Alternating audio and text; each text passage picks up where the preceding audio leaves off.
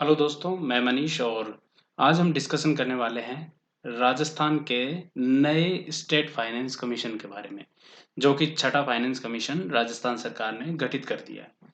इसी के साथ-साथ हम इस टॉपिक में पूरे फाइनेंस कमीशन के बारे में तो देखेंगे ही और फिफ्थ फाइनेंस कमीशन की रिपोर्ट के बारे में भी डिस्कशन करेंगे, जो आपके सभी एग्ज़ाम्स के लिए इम्पोर्टेंट होगा। तो खबर ये है कि हमारे जो पूर्व वित्त मंत्री हुआ करते थे, प्रद्युमन सिंह, इनको तो राज्य वित्त आयोग का अध्यक्ष बनाया गया है। साथ ही साथ सांगानेर से विधायक अशोक लाहोटी को आपके इसका एक सदस्य और दूसरा सदस्य बनाया गया लक्ष्मण सिंह रावत को। ये दोनों तो भाजपा के हैं और ये जो है वो आपके ये दोनों तो आपके कांग्रेस के हैं और ये जो हैं वो आपके भाजपा के हैं, क्योंकि इसमें एक सदस्य को विपक्षी पार्टी का रखना होता है। इससे पहले प्रद्युमन सिंह जो थे वो 5वें वित्त आयोग में सदस्य भी हुआ करते थे। ठीक है? तो यही बातें हम डिस्कशन करेंगे इस पूरे टॉपिक में। तो चलिए शुरू करते हैं। शुरू करने से पहले आपको बता दूँ कि अनअकैडमी प्लस पर मैं रेगुलर पढ़ा रहा हूँ। आप लोग आरपीएससी का सब्सक्रिप्शन ले सकते हैं। 12 महीने का सब्सक्रिप्शन जो होगा, वो आपको 10% डिस्काउंट के साथ में ₹6300 का पड़ेगा, अगर आप मेरा रेफरल कोड यूज़ करते हैं मनीष लाइव तो। साथ ही साथ अभी के लिए 2 दिन का एक ऑफर है। 13 और 14 तारीख जो है हमारी अप्रैल की, इस दिन आपके अगर आप 12 महीने का सब्सक्रिप्शन ले रहे हैं तो 2 महीने आपको एक्स्ट्रा सब्सक्रिप्शन मिलेगा, यानी कि 14 महीने का सब्सक्रिप्शन मिल जाएगा आपको। अगर आप 3 महीने का सब्सक्रिप्शन ले रहे हैं तो 1 महीना आपको एक्स्ट्रा मिलेगा। तो आप फटाफट से ले लीजिए, क्योंकि ज़्यादा इम्पोर्टेंट है, आपको ज़्यादा से ज़्यादा फ़ायदा होना चाहिए जब लेने का ही अगर मानस बना रहे हैं, तो जल्दी कर लो। तो चलिए शुरू करते हैं। सबसे पहले हम ये बात देखेंगे कि स्टेट फाइनेंस कमीशन जो है, इसकी स्थापना किस वे में की गई और क्या ये कॉन्स्टिट्यूशनल बॉडी है क्या? तो बिल्कुल ये एक कॉन्स्टिट्यूशनल बॉडी है और इसका जो गठन हुआ था वो 73वें संविधान संशोधन के माध्यम से हुआ था। 73वें संविधान संशोधन के माध्यम से स्पेशली ये बात की गई थी, 1993 की बात है। ये बोला गया था कि भाग 9 हमने कॉन्स्टिट्यूशन में ऐड किया। भाग 9 पंचायती राज संस्थाओं से संबंधित है। साथ ही जो 74वां संविधान संशोधन किया था हमने, उसके माध्यम से भी हमने भाग 9A जो है वो हमने हमारे कॉन्स्टिट्यूशन में ऐड किया। साथ ही साथ शेड्यूल भी ऐड किया जो भाग 9 से लिंक करता था पंचायती राज संस्थानों का। वो शेड्यूल था हमारा 11th, यानी कि हमारी 11th अनुसूची जोड़ी गई। और भाग 9A से रिलेटेड आपके जो शेड्यूल जोड़ा गया था वो थी 12वीं अनुसूची, यानी कि 12वां शेड्यूल जोड़ा गया था। इस 12वें शेड्यूल के माध्यम से हमने पंचायतों को, मतलब 11वें शेड्यूल के माध्यम से तो पंचायतों को 29 विषय दिए गए थे और 12वें शेड्यूल के माध्यम से हमने नगर निकायों को, यानी कि जो यूएलबीज है, उनको 18 विषय दिए थे ताकि वो स्वायत्त होकर और इन विषयों पर काम कर सके। अब काम तो जब करेगी ना तब इनके पास में पैसा होगा। तो फिर पैसे की व्यवस्था के लिए स्पेशली कॉन्स्टिट्यूशन में एक एक और आयोग का प्रावधान किया गया हमारे। जैसे आप देखते होंगे कि भारत में हमारे सेंट्रल लेवल पर हम बात करते हैं तो एक आर्टिकल 280 के तहत वित्त आयोग के गठन का प्रावधान किया गया है। वो फंड की व्यवस्था करता है कि राज्यों को सेंटर के डिविजिबल पूल जो होता है, यानी कि करों का जो बंटवारा होता है, तो कितने करों का बंटवारा किस तरीके से, मतलब कितना पैसा कलेक्ट हुआ है सरकार के पास में, सेंट्रल गवर्नमेंट के पास में, और उसमें से कितना परसेंट पैसा जो है वो राज्यों को जाना चाहिए, मतलब। तो इस तरीके से वो कुछ क्राइटेरिया बताता है और उसके बेसिस पर राज्यों को पैसा भेजा जाता है। ठीक है?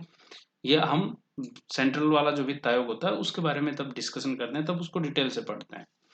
यहाँ हम केवल स्टेट फाइनेंस कमीशन के बारे में डिस्कशन करेंगे। तो उसी की तर्ज पर राज्यों के लिए भी, क्योंकि जब हम पंचायती राज संस्थाएं थी हमारे, तीसरी त्रिस्तरीय राजनीतिक व्यवस्था की गई, सेंटर पे सेंट्रल गवर्नमेंट है, स्टेट में स्टेट गवर्नमेंट है और लोकल लेवल पर लोकल बॉडीज हो गई। नगरों में नगर निकाय हो गए तो पंचायतों, गांवों में पंचायतें हो गई। इस तरीके से हमने, तो इन बॉडीज को मजबूत करने के लिए पैसा भी चाहिए। तो फिर पैसे की व्यवस्था के लिए हमने फाइनेंस कमीशन बनाया। भाई ये बताएगा कि किस तरीके से इन बॉडीज को वित्तीय रूप से मजबूत किया जाए, किस तरीके से केंद्र जो हमारी राज्य सरकारें होगी वो राज्य सरकारें इनको पैसा देगी, या सेंट्रल गवर्नमेंट से भी अगर इनको पैसा मिलता है तो किस वे में मिलेगा। मतलब कई बार हमारा जो 280 के तहत वित्त आयोग बनाया गया है ना, ये भी पैसा ट्रांसफर कर देता है इनको सीधा, डायरेक्ट ही, मतलब। तो वो सारी बातें इसमें होती है। तो आर्टिकल बनाया हमने 243 आई, आई फॉर इनकम याद कर सकते हो।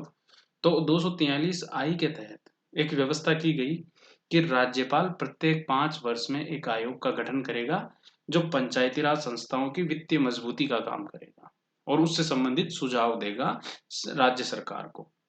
केवल इतनी बात बोली उसमें। ना तो इसमें ये बोला गया कि इसकी संरचना क्या होगी, ना इसमें ये बोला गया कि इसके सदस्य या अध्यक्ष और किस तरीके से चुने जाएंगे और कितने आयु के रहेंगे, कुछ नहीं। सिर्फ इतनी बात बोली गई इसमें।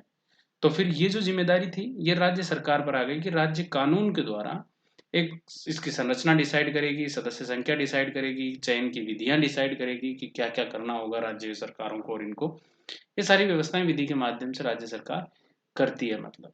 ठीक है। तो यानी कि इसकी नियुक्ति जो है वो सियासी तरीके की हो गई एक तरीके से, जबकि ये एक कॉन्स्टिट्यूशनल ऑर्गेनाइजेशन हो गया।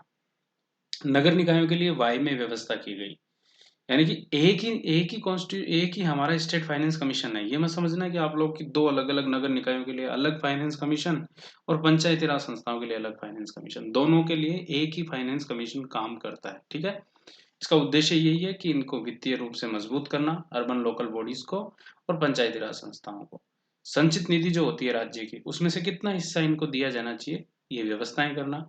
राज्य जो कर कलेक्शन करता है उसका बंटवारा करना है, तो कितना परसेंट जो हिस्सा है वो पंचायतों को दिया जाए, उनका शुल्क, उनको टोल फीस किस तरीके से सौंपी जाए, इसका निर्धारण करना।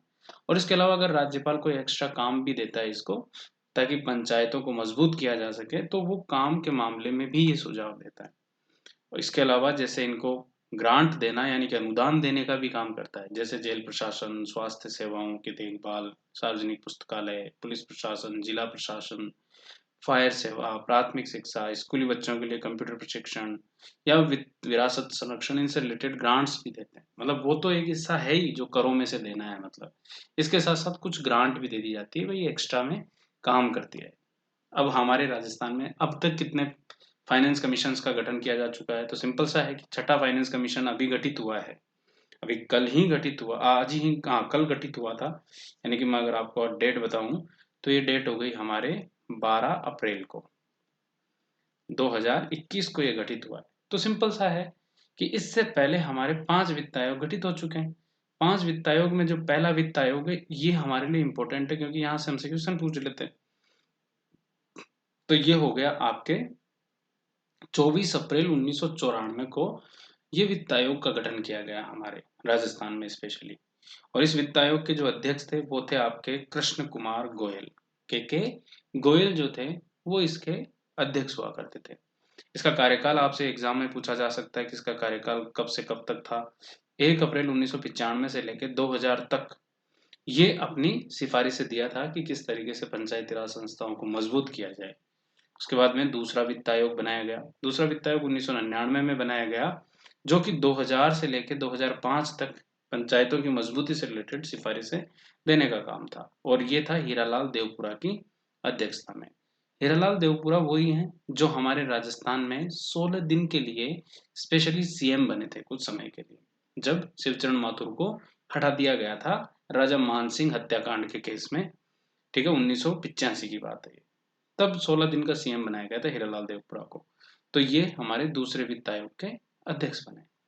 उसके बाद में तीसरा वित्त आयोग जो है वो मई 2004 में गठित किया गया, जिसकी अध्यक्षता की थी माणिक चंद सुराणा ने।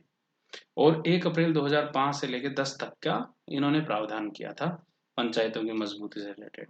फिर चतुर्थ वित्त आयोग जो है वो 2011 में गठित किया गया और बीडी कल्ला की अध्यक्षता में गठित हुआ था, जो अप्रैल 2010 से 15 तक की व्यवस्थाएं करने का काम कर रहा था।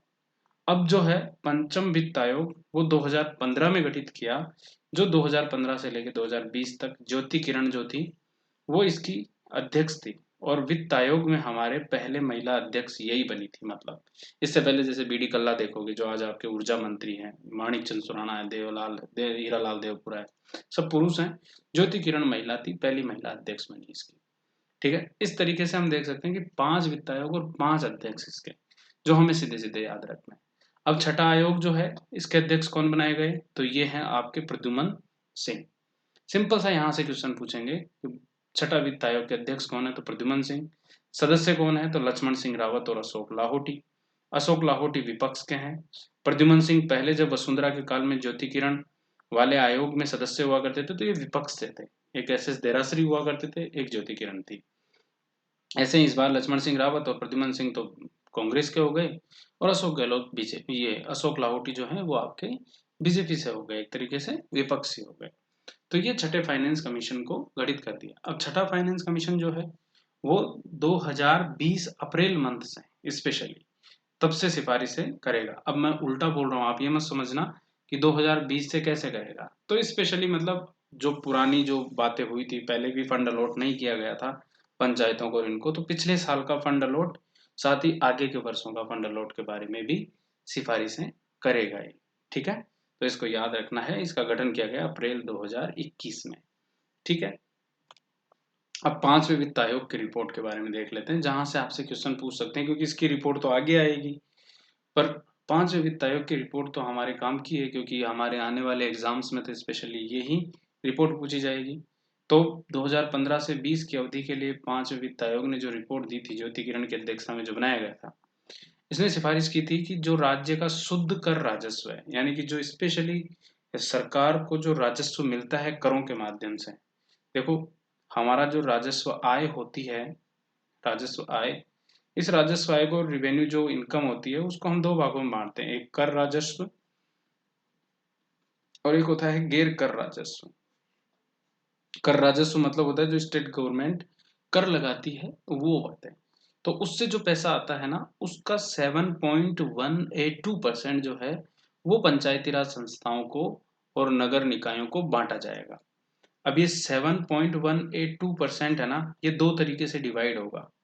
कैसे कैसे? जैसे 75.1 जो है ये तो जाएगा आपके पंचायती राज संस्थाओं को, जबकि 24.9 जो है, 0.9 जो है वो स्पेशली जाएगा आपके नगर निकायों को। ऐसा क्यों किया? क्योंकि हमारे राजस्थान में ग्रामीण जनसंख्या इतनी है और नगरीय जनसंख्या इतनी है। तो आप याद रखना है कि यही हमारी ग्रामीण जनसंख्या है और यही हमारी नगरीय जनसंख्या है।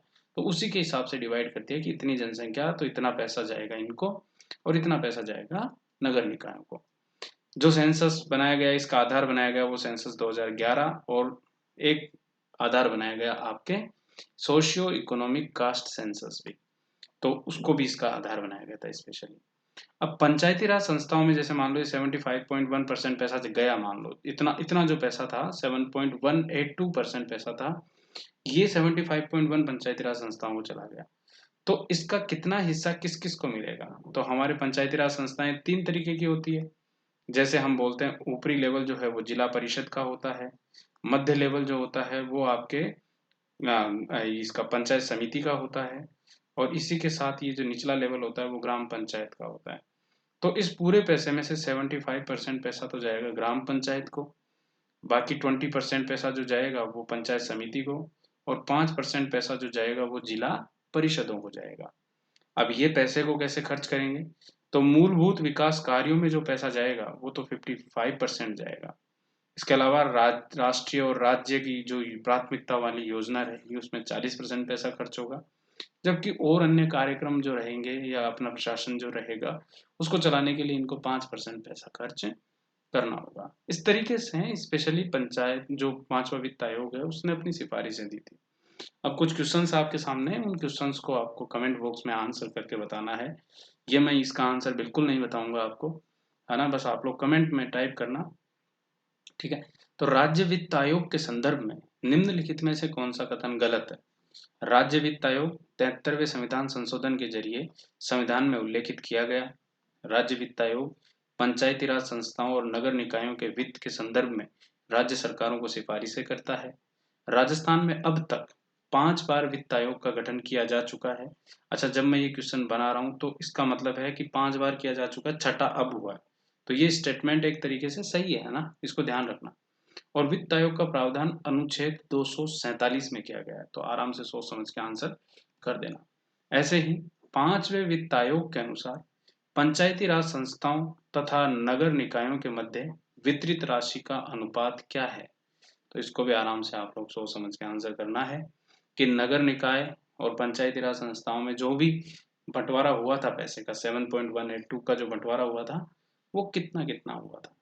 आंसर आप कमेंट में कर देना। दोनों का टाइप करना है कि जैसे पहले का ये होगा, दूसरे का ये होगा, इस तरीके से। तो चलिए, धन्यवाद, जुड़े रहिए। अगर आपको वीडियो पसंद आता है तो लाइक कीजिए, सब्सक्राइब कीजिए चैनल को, और साथ ही अपने दोस्तों के साथ में वीडियोस को शेयर कर दिया करो, ताकि इससे क्या होता है कि जितने लोग देखेंगे एक मोटिवेशन भी मिलता है काम करने का भी, और साथ ही मतलब नई-नई चीज़ें लाने का भी एक रहता है कि हाँ ठीक है, कई लोग देख रहे हैं इसको, इस वजह से। ठीक है, समझ रहे होंगे भावनाओं को। तो चलिए, धन्यवाद सभी को देखने के लिए। मिलते हैं फिर।